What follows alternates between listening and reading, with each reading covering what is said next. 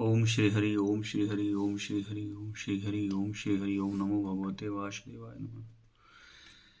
कर्दम ऋषि और देवहूति का विहार।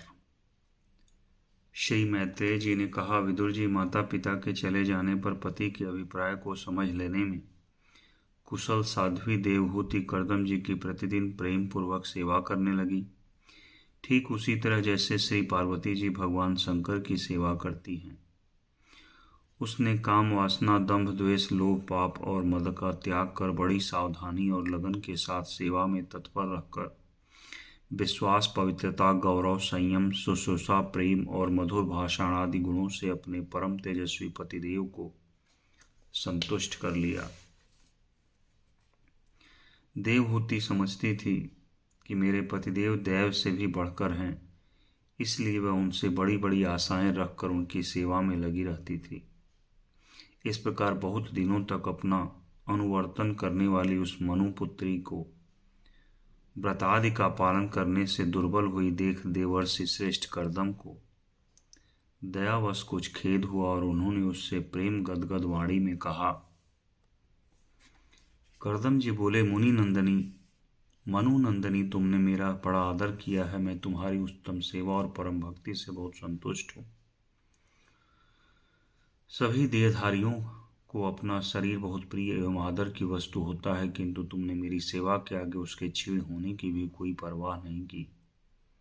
अतः अपने धर्म का पालन करते रहने से मुझे तप, समाधि, उपासना और योग के द्वारा जो भय और शोक से रहित भगवत प्रसाद स्वरूप विभूतियां प्राप्त हुई हैं, उन पर मेरी सेवा के प्रभाव से अब तुम्हारा भी अधिकार हो गया है। मैं तुम्हें दिव्य दृष्टि प्रदान करता हूं, उसके द्वारा तुम उन्हें देखो। अन्य जितने भी भोग हैं वे तो भगवान श्रीहरि के भृकुटी विलास मात्र से नष्ट हो जाते हैं, अतः वे इनके आगे कुछ भी नहीं हैं। तुम मेरी सेवा से भी कृतार्थ हो गई हो। अपने पतिव्रत धर्म का पालन करने से तुम्हें ये दिव्य भोग प्राप्त हो गए हैं। तुम इन्हें भोग सकती हो। हम राजा हैं, हमें सब कुछ सुलभ है। इस प्रकार जो अभिमान आदि विकार हैं, उनके रहते हुए मनुष्यों को इन दिव्य भोगों की प्राप्ति होनी कठिन है। कर्दम जी ने इस प्रकार कहने से अपने पतिदेव को संपूर्ण योग, माया और विद्याओं में कुशल जानकर उस अबला की सारी चिंता जाती रही। उसका मुख किंचित संकोच भरी चितवन और मधुर मुस्कान से खिल उठा और वह विनय एवं प्रेम से गदगद वाणी में इस प्रकार कहने लगी। देवहूति ने कहा, द्विज श्रेष्ठ स्वामीन, मैं यह जानती हूँ कि कभी निष्फल न होने वाली योग शक्ति और त्रिगुणात्म का माया पर अधिकार रखने वाले आपको यह सब ऐश्वर्य प्राप्त है, किंतु प्रभु, आपने विवाह के समय जो प्रतिज्ञा की थी कि गर्भाधान होने तक मैं तुम्हारे साथ गृहस्थ सुख का उपभोग करूंगा, उसकी अब पूर्ति होनी चाहिए, क्योंकि श्रेष्ठ पति के द्वारा संतान प्राप्त होना पतिव्रता स्त्री के लिए महान लाभ है।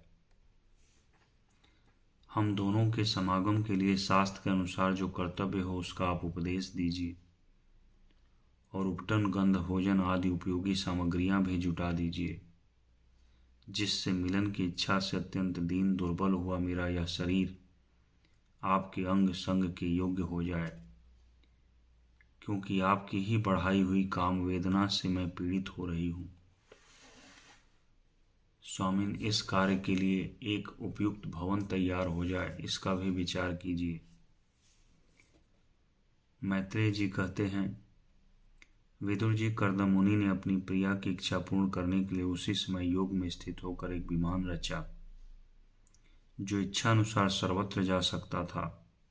यह विमान सब प्रकार के इच्छित भोग सुख प्रदान करने वाला, अत्यंत सुंदर, सब प्रकार के रत्नों से युक्त, सब संपत्तियों के उत्तरोत्तर वृद्धि से संपन्न तथा मणि में खंभों से सुशोभित था। वह सभी ऋतुओं में सुखदायक तथा उसमें जहां तहां सब प्रकार की दिव्य सामग्रियां रखी हुई थी तथा उसे चित्र विचित्र रेशमी झंडियों और पताकाओं से खूब सजाया गया था, जिन पर भ्रमणगण मधुर गुंजार कर रहे थे। ऐसे रंग बिरंगे पुष्पों की मालाओं से तथा अनेक प्रकार के सूती और रेशमी वस्त्रों से अत्यंत शोभायमान हो रहा था। एक के ऊपर एक बनाए हुए कमरों में अलग अलग रखी हुई सैया, पलंग, पंखे, आसनों के कारण वह बड़ा सुंदर जान पड़ता था। जहां तहां दीवारों में भी हुई शिल्प रचना से उसकी अपूर्व शोभा हो रही थी। उसमें पन्ने का फर्श था, बैठने के लिए मूंगे की वेदियां बनाई गई थी, मूंगे की ही देहलियां थी। उसके द्वार में हीरे के किवाड़ थे तथा इंद्रनील मणि के शिखरों पर सोने के कलश रखे हुए थे। उसकी हीरे की दीवारों में बढ़िया लाल जड़े हुए थे, जो ऐसे जान पड़ते थे मानो विमान की आंखें हों, और उसे रंग बिरंगे चंदोवे और बहुमूल्य सुनहरी बंधनवारों से सजाया गया था। उस विमान में जहां तहां कृत्रिम हंस और कबूतर आदि पक्षी बनाए गए थे, जो बिल्कुल सजीव से मालूम पड़ते थे। उन्हें अपना सजातीय समझकर बहुत से हंस और कबूतर उनके पास बैठ बैठ कर अपनी बोली बोलते थे। उसमें सुविधानुसार क्रीड़ा स्थली, शयनगृह, बैठक, आंगन और चौक आदि बनाए गए थे, जिनके कारण वह विमान स्वयं करदमजी को भी विस्मित सा कर रहा था। ऐसे सुंदर घर को भी जब यह देवहूति ने बहुत प्रसन्न चित्त से नहीं देखा, तो सबके आंतरिक भाव को परख लेने वाले करदमजी ने स्वयं ही कहा, भीरु, तुम इस बिंदु सरोवर में स्नान करके विमान पर चढ़ जाओ। यह विष्णु भगवान का रचा हुआ तीर्थ मनुष्यों को सभी कामनाओं की प्राप्ति कराने वाला है। कमल लोचना देवहूति ने अपने पति की बात मानकर सरस्वती के पवित्र जल से भरे हुए उस सरोवर में प्रवेश किया। उस समय वह बड़ी मैली कुचैली साड़ी पहनी हुई थी। उसके सिर के बाल चिपक जाने से उनमें लटें पड़ गई थी। शरीर में मैल जम गया था तथा स्तन कांतिहीन हो गए थे। सरोवर में गोता लगाने पर उसने उसके भीतर एक महल में 1000 कन्याएं देखी। वे सभी किशोर अवस्था की थीं और उनके शरीर से कमल की सी गंध आती थी। देवहूति को देखते ही वे सब स्त्रियां सहसा खड़ी हो गईं और हाथ जोड़कर कहने लगी, हम आपकी दासियां हैं, हमें आज्ञा दीजिए, आपकी क्या सेवा करें। विदुर जी तब स्वामिनी को सम्मान देने वाली उन रमणियों ने बहुमूल्य मसालों तथा गंध आदि से मिश्रित जल के द्वारा मनस्विनी देवहूति को स्नान कराया तथा उसे 2 नवीन और निर्मल वस्त्र पहनने को दिए। फिर उन्होंने ये बहुत मूल्य के बड़े सुंदर कांतिमान आभूषण, सर्वगुण संपन्न भोजन और पीने के लिए अमृत के समान स्वादिष्ट आशव प्रस्तुत किए। अब देवहूति ने दर्पण में अपना प्रतिबिंब देखा तो उसे मालूम हुआ कि वह भांति भांति के सुगंधित फूलों के हारों से विभूषित है। स्वच्छ वस्त्र धारण किए हुए उसका शरीर भी निर्मल और कांतिमान हो गया है तथा उन कन्याओं ने बड़े आदरपूर्वक उसका मांगलिक श्रृंगार किया है। उसे सिर से स्नान कराया गया है। स्नान के पश्चात अंग अंग में सब प्रकार के आभूषण सजाए गए हैं तथा उसके गले में हार हुमेल, हाथों में कंकड़ और पैरों में छमछमाते हुए सोने के पायजेब सुशोभित हैं। कमर में पड़ी हुई सोने की रत्न जटित करधनी से बहुमूल्य मणियों के हार से और अंग अंग में लगे हुए कुंकुम आदि मंगल द्रव्यों से उसकी अपूर्व शोभा हो रही है। उसका मुख सुंदर दंतावली, मनोहर भौहें, कमल की कली से स्पर्धा करने वाले प्रेम कटाक्ष में सुंदर नेत्र और नीली अलकावली से बड़ी ही सुंदर जान पड़ती हैं। विदुर जी जब देवहूति ने अपने प्रिय पतिदेव का स्मरण किया तो अपने को सहेलियों के सहित वहीं पाया जहां प्रजापति करदमजी विराजमान थे। उस समय अपने को सहस्रों स्त्रियों के सहित अपने प्राणनाथ के सामने देख और उसे उनके योग का प्रभाव समझकर देवहूति को बड़ा विस्मय हुआ। शत्रु विजयी विदुर जब करदमजी ने देखा कि देवहूति का शरीर स्नान करने से अत्यंत निर्मल हो गया है और विवाह काल से पूर्व उसका जैसा रूप था उसी रूप को पाकर वह अपूर्व शोभा से संपन्न हो गई है। उसका सुंदर वक्षस्थल चोली से ढका हुआ है। हजारों विद्याधरियां उसकी सेवा में लगी हुई हैं तथा उसके शरीर पर बढ़िया बढ़िया वस्त्र शोभा पा रहे हैं। तब उन्होंने बड़े प्रेम से उसे विमान पर चढ़ाया। उस समय अपनी प्रिया के प्रति अनुरक्त होने पर भी करदमजी की महिमा मन और इंद्रियों पर प्रभुता कम नहीं हुई। विद्याधरियां उनके शरीर की सेवा कर रही थी। खिले हुए कुमुद के फूलों से श्रृंगार करके अत्यंत सुंदर बने हुए वे विमान पर इस प्रकार शोभा पा रहे थे मानो आकाश में तारागण से घिरे हुए चंद्रदेव विराजमान हों। उस विमान पर निवास कर उन्होंने दीर्घ काल तक कुबेर जी के समान मेरु पर्वत की घाटियों में विहार किया। ये घाटियां 8 लोकपालों की विहार भूमि हैं। इनमें कामदेव को बढ़ाने वाली शीतल मंद सुगंध वायु चलकर इनकी कमनीय शोभा का विस्तार करती हैं तथा श्री गंगा जी के स्वर्ग लोक से गिरने की मंगलमय ध्वनि निरंतर गूंजती रहती है।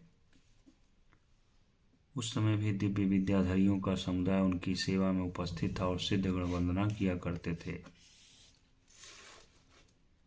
इस प्रकार प्राणप्रिया देवहूति के साथ उन्होंने वैश्रम्भक, सुरसन, नंदन, पुष्पभद्र और चैत्र रथ आदि अनेकों देवों, ध्यानों और मानस सरोवरों में अनुराग पूर्वक विहार किया।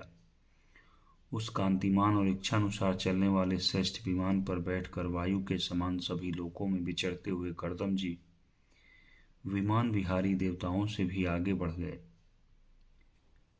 विदुर जी, जिन्होंने भगवान के भवभयहारी पवित्र पाद पद्यों का आश्रय लिया,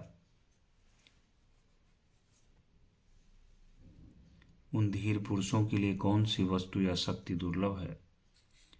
इस प्रकार महायोगी कर्दम जी यह सारा भूमंडल जो द्वीप वर्ष आदि की विचित्र रचना के कारण बड़ा आश्चर्यमय प्रतीत होता है, अपनी प्रिया को देखकर अपने आश्रम को लौट आए। फिर उन्होंने अपने को 9 रूपों में विभक्त कर रति सुख के लिए अत्यंत उत्सुक मनु कुमारी देवहूति को आनंदित करते हुए उसके साथ बहुत वर्षों तक विहार किया, किंतु उनका इतना लंबा समय एक मुहूर्त के समान बीत गया। उस विमान में रति सुख को बढ़ाने वाली बड़ी सुंदर सैया का आश्रय ले अपने परम रूपवान प्रियतम के साथ रहती हुई देवहूति को इतना काल कुछ भी न जान पड़ा। इस प्रकार उस कामासक्त दंपति को अपने योग बल से सैकड़ों वर्षों तक विहार करते हुए भी वह काल बहुत थोड़े समय के समान निकल गया।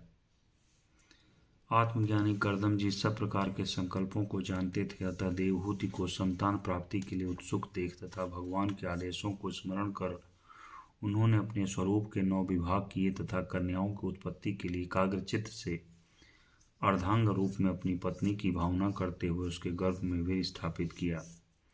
इससे देवहूति के एक ही साथ 9 कन्याएं पैदा हुई। वे सभी सर्वांग सुंदरी थी और उनके शरीर से लाल कमल की सी सुगंध निकलती थी। इस समय शुद्ध स्वभाव वाली सती देवहूति ने देखा कि पूर्व प्रतिज्ञा के अनुसार उसके पतिदेव संन्यासाश्रम ग्रहण करके वन को जाना चाहते हैं, तो उसने अपने आंसुओं को रोककर ऊपर से मुस्कुराते हुए व्याकुल एवं संतप्त हृदय से धीरे धीरे अति मधुर वाणी में कहा। उस समय वह सिर नीचा किए हुए अपने नख मणिमंडित चरण कमल से पृथ्वी को कुरोद रही थी।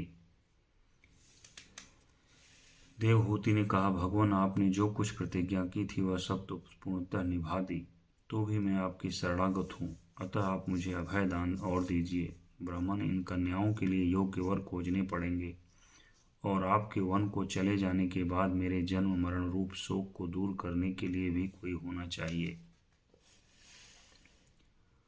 प्रभु, अब तक परमात्मा से विमुख रहकर मेरा जो समय इंद्रिय सुख भोगने में बीता हुआ तो निरर्थक ही गया। आपके परम प्रभाव को न जानने के कारण ही मैंने इंद्रियों के विषय में आसक्त रहकर आपसे अनुराग किया। तथापि यह भी मेरे संसार भय को दूर करने वाला ही होना चाहिए।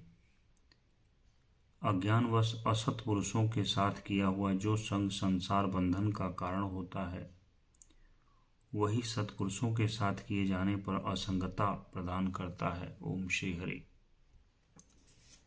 संसार में जिस पुरुष के कर्मों से न तो धर्म का संपादन होता है, न वैराग्य उत्पन्न होता है और न भगवान की सेवा ही संपन्न होती है, वह पुरुष जीते ही मुर्दे के समान है।